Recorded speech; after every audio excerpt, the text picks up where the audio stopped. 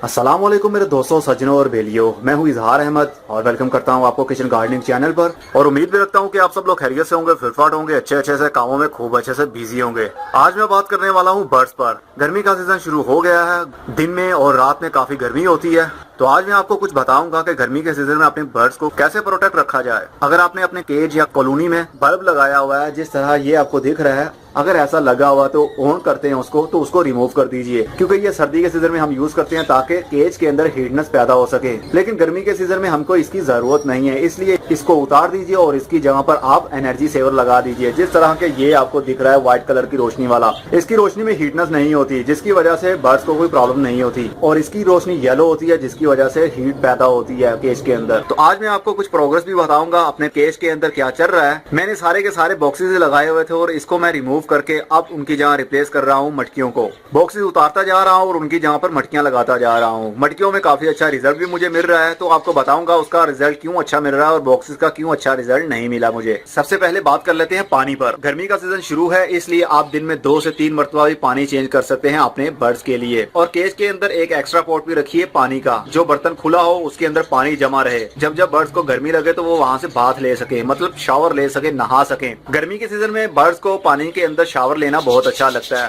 इससे उनकी heat stroke कम होती है। गर्मी के सीजन में आप ग्लैक्सो डी भी बर्ड्स को ऑफर कर सकते हैं। इसके अंदर ग्लूकोज है, कैल्शियम है और विटामिन डी भी है, जो कि बर्ड्स के लिए अच्छा होता है। ये वो ग्लैक्सो डी है जो हम इंसान भी पीते हैं। जब पसीना आने की वजह से, ह्यूमिडिटी ज्यादा बढ़ने की वजह से हमारे अंदर नमकियात की कमी हो जाती है, तो वो पूरा करने के लिए हम इसका यूज करते हैं। तो आप बर्ड्स के लिए भी ये यूज कर सकते हैं। वीक में 1 से 2 मरतबा आप यूज कर सकते हैं बर्ड्स के लिए। इसका यूज करना बहुत ही आसान है। 1 टीस्पून उनके पानी वाले बर्तन के अंदर डाल दीजिए और 24 घंटे के लिए वो पानी पड़ा रहने दीजिए केज के अंदर। और 24 घंटे के बाद वो वाला पानी फेंक दीजिए और उसकी जगह पर फ्रेश पानी भर दीजिए। हफ्ते में 1 से 2 बार ही ऐसा करेंगे तो ज्यादा अच्छा रहेगा, क्योंकि अगर इसका ओवर यूज करते हैं आप, रूटीन में अगर आप देना शुरू कर देंगे तो आपके बर्ड्स को कॉन्स्टिपेशन हो सकती है, मतलब उनको कब्ज हो सकती है। इसलिए इसका ज्यादा यूज नहीं करना।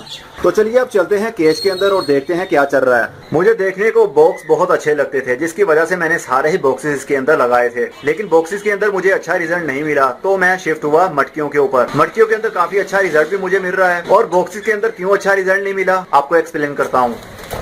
बॉक्सेस का जो बेड होता है, नीचे से लेयर उसकी बिल्कुल फ्लैट होती है और काफी प्लेन होती है। प्लेन होने की वजह से जब बर्ड्स अंडे देते हैं और अंडे रोल होते रहते हैं, मतलब एक से दूसरी जगह घूमते रहते हैं, और जब उनमें से बच्चे निकल आते हैं तो बच्चों की टांगे भी स्लिप होती रहती हैं उस वुडन प्लाई के ऊपर, जिसकी वजह से बच्चों की टांगे भी खराब हो जाती हैं और वो ठीक से फ्लाइट नहीं कर पाते और ना वो ठीक से मीटिंग कर पाते हैं। अगर फिर भी आप बॉक्सेस ही यूज करना चाहते हैं तो उसके अंदर वुड शेप डाल सकते हैं, मतलब लकड़ी का बुरादा होता है, वो डालने से ये प्रॉब्लम भी सोल्व हो सकती है। लेकिन मैं कोई रिस्क नहीं लेना चाहता था, इसलिए मैं फौरन शिफ्ट हो गया मटकियों के ऊपर। मैंने काफी सारी मटकियां लाकर रख ली हैं। टाइम टू टाइम मैं इनको रिप्लेस करता रहता हूं बॉक्सेस की जगह, क्योंकि मटकी नीचे से गोल होती है और अंडे जब आते हैं तो वो रोल नहीं होते, और जब बच्चे निकलते हैं तो उनकी टांगे भी स्लिप नहीं होती। तो इससे बच्चों की हेल्थ भी अच्छी रहती है और उनके फीदर भी ठीक रहते हैं और टांगे भी ठीक रहती हैं। गर्मी के सीजन में हवा की वेंटिलेशन का बहुत ही ख्याल रखना पड़ता है। ये जो होल आप देख रहे हैं, यहाँ से हवा की वेंटिलेशन बहुत अच्छे तरीके से होती रहती है। मैं ये पंखा 2400 घंटे ऑन रखता हूँ।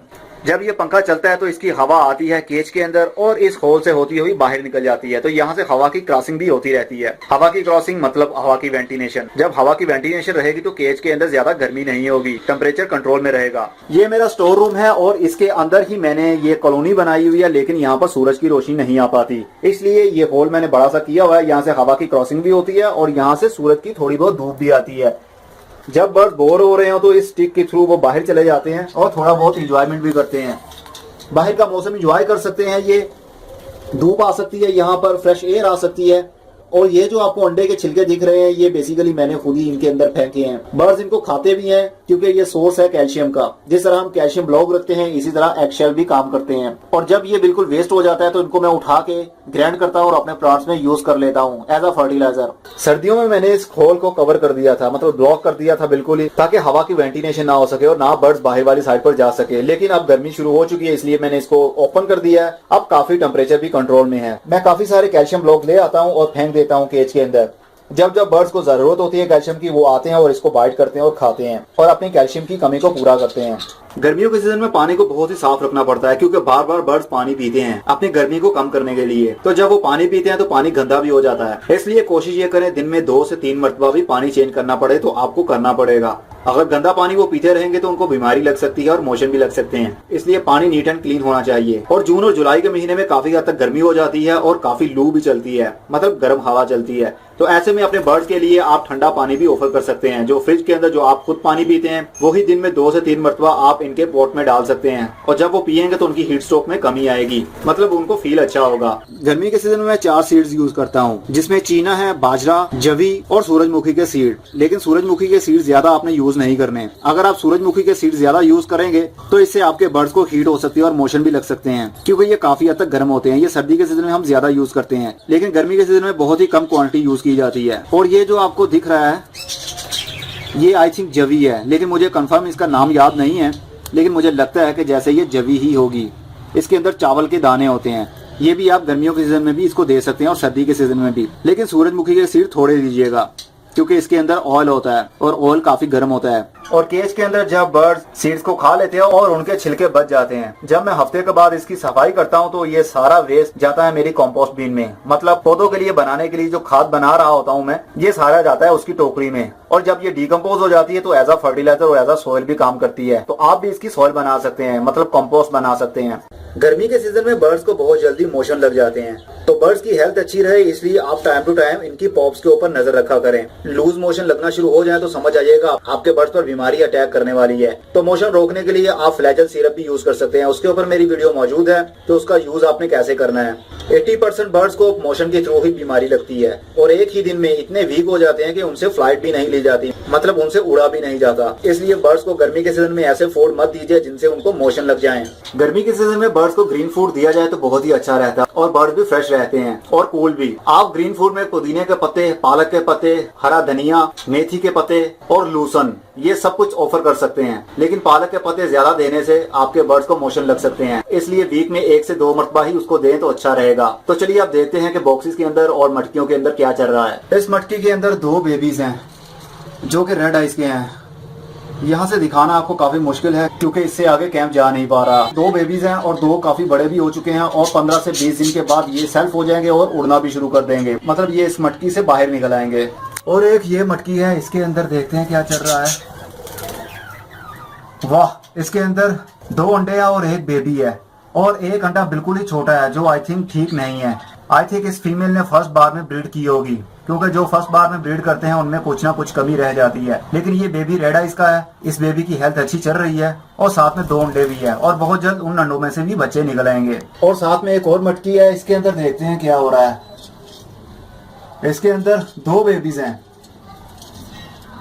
2 बेबीज हैं इसके अंदर जो काफी देखने को क्यूट भी हैं। नए नए बाल इनके आ रहे हैं और एक अभी सो रहा है। ये उससे बड़ा लग रहा है लेकिन ये सो रहा होगा।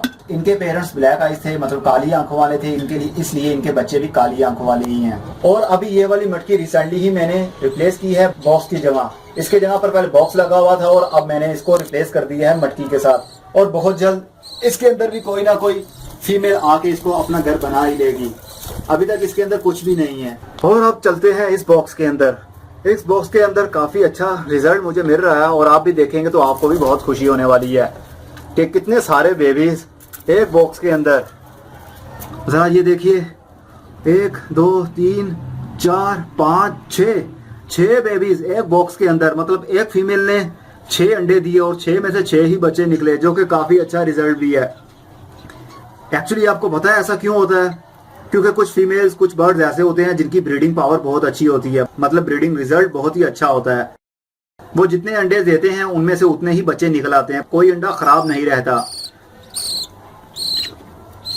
और कुछ फीमेल्स ऐसी भी होती हैं जो 10 अंडे देती हैं लेकिन उनमें से सिर्फ 2 बच्चे ही निकलते हैं। तो ये बर्ड्स के ऊपर डिपेंड करता है कि कौन सा अच्छा है। और उसके साथ में एक और मटकी है, इसके अंदर देखते हैं क्या चल रहा है। इसके अंदर अभी 2 अंडे आए हैं, अभी आई थिंक ये न्यू अंडे ही होंगे। वेल, देखते हैं इनमें से भी बच्चे निकलते हैं या नहीं।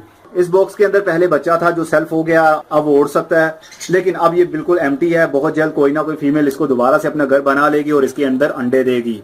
अगर आपके पास कॉलोनी हो तो कॉलोनी में इतने सारे बर्ड्स हो तो बर्ड्स की फाइट तो चलती ही रहती है अपने घर को लेकर। और कुछ बर्ड्स ऐसे भी होते हैं जो दूसरों के घरों में कब्जा जमाना चाहते हैं, मतलब उसके घर को अपना बनाना चाहते हैं। तो ऐसे में फाइट चलती रहती है और कुछ डैमेज भी हो जाते हैं और जख्मी भी हो जाते हैं।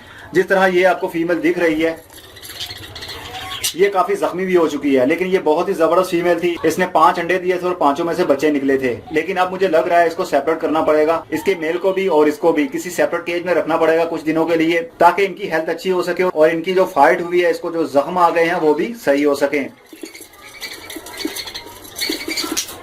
तो ये तो था कॉलोनी के अंदर क्या चल रहा है और क्या प्रोग्रेस चल रही है। समर सीजन की प्रोटेक्शन भी मैंने आपको बता दी कि आपने क्या क्या केयर करनी है। उम्मीद करता हूँ आपको खूब अच्छे से समझ भी लग गई होगी। अब अगली वीडियो में फिर किसी नई इन्फॉर्मेशन के साथ मिलेंगे। तब तक के लिए good bye, see you and tata, और अपना बहुत सा ख्याल रखिएगा। क्या आप भी इजहार की तरह वीडियोस बनाना चाहते हैं? अगर हाँ, तो अभी उर्दू ट्यूब चैनल विजिट करें और सब्सक्राइब कर लें। वहां पर आपको यूट्यूब चैनल क्रिएट करने की और उसको ग्रो करने की फ्री ट्रेनिंग मिलेगी। चैनल का लिंक आप स्क्रीन पर एंड डिस्क्रिप्शन में देख सकते हैं।